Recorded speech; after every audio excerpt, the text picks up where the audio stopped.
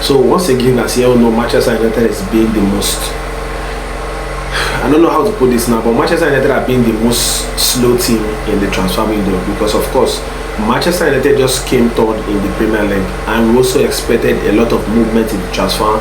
David Austin said the same thing, Fabrizio Romano said the same thing, that Manchester United is going to be the busiest of all teams in the transfer window. But fast forward to July, Manchester United is the slowest team in the transfer window. The transfer window has been open since June 15th, and Manchester United has not been able to complete even one signing in the transfer window. That is how frustrating it is to be a Manchester United fan right now, because we expected a lot of movement. We expected the depth of the team to be improved, because Manchester United should be competing for the Premier League next season at least. We should be competing in the Champions League, we should be competing in the Carabao Cup and in the FA Cup. This is something that we all expect from Manchester United, to be very competitive, to try to win trophies, to try to buy players that is going to improve the first team and also complement the players that we already have. But so far, Manchester United has not been able to complete even one signing. That is how frustrating it is to be a Manchester United fan right now. And the whole thing is just being swept under the window, under the carpet, because there is no movement whatsoever. We don't look like we are signing any player anytime soon. Edison is the player we have gotten so far. We have not also completed the transfer. And even if Edison plays for Manchester United, there is no guarantee he's going to be a good player. There is no guarantee he's going to be a backup to any of the players we currently have in our team. And as it stands, Manchester United just have one fit first team player, which is Kobe Mainoo. So there is a lot going on at Manchester United, and it's so very hard to see and to watch and to see players. And so Manchester United really needs to act fast in this transfer window. So of course, it's very hard to see your rival team signing a lot of players. With Arsenal, you know they are definitely going to sign a lot of players. City already completed signing of Elliot Anderson. Spurs have signed already 5 players. Liverpool are going to sign even more. They have started signing a lot of players. And with Manchester United, we have 0 players signed.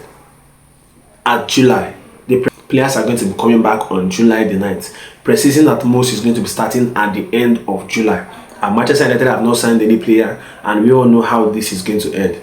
Because I don't feel as a club or as an institution, if you want to be the best, if you want to compete with the best teams, I think you need to spend the best money. Because it has happened time again at Manchester United. Whenever we come second position or third position, we seem not to sign any player. And that is how Manchester United is going to be operating this season. I already knew it was how they are going to operate it.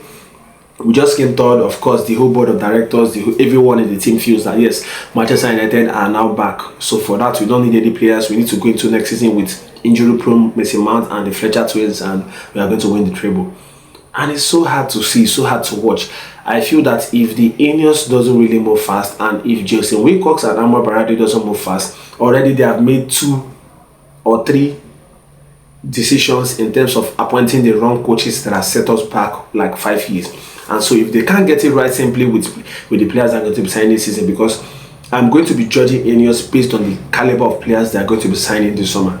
And if they cannot be able to give us the caliber of players that is entirely going to elevate Manchester United, that is entirely going to make us to compete at the forefront with our rivals, I don't feel they should still keep their jobs. Because I know that if a player is not good for a team for less than 2 to 3 years, he should be sold. And that is how the new strategy that Manchester United has deployed. If a player doesn't perform well for 2 years, he should be sold. And I feel it should be like that for also the directors. If they don't sign the right players, if they don't deliver their targets in the transfer window, we definitely need to move them on. Because in the midfield, Manchester United are not going to be getting plan C. We are not going to be getting plan B. We are not getting plan A. So in the transfer window, any midfielder Manchester United signs now is plan D and F. That means we are not signing the players that our data teams are recommending. Because I'm sure our data team must have recommended Elliot Anderson, Sandro Tonali, and Matheus Fernandes. And I remember vividly when Alex Ferguson was constantly winning the trophy for Manchester United, the Premier Leagues, the Champions League, the Carabao Cups, the Club World Cup. Manchester United was constantly breaking the Premier League transfer record, and we constantly won the highest honors because we were spending the biggest monies in the league. So I wonder how suddenly we don't want to pay 85 million for Matheus Fernandes. Of course, we know that he doesn't want the price, and there is no player bought now that is worth the price that they are being paid for. So it's not just about Matheus Fernandes. Every player that has been bought in the last 10 years, both in the Premier League and outside the Premier League, they are not worth their market value. They are not worth their asking price. So of course, that is how the market is now. And those that pay the highest money, that pays the highest price, are going to get the best players. Because from reports, Manchester United were willing to match Matheus Fernandes' asking price with add-ons, but they weren't ready to pay the whole money upfront. If you're ready to match the £85 million total package, you should be able to match the money upfront. And it's just very frustrating how the whole thing is turning out. But personally, for me, I don't want to really speak much about the Manchester United situation, because we know how the season that is coming is going to end.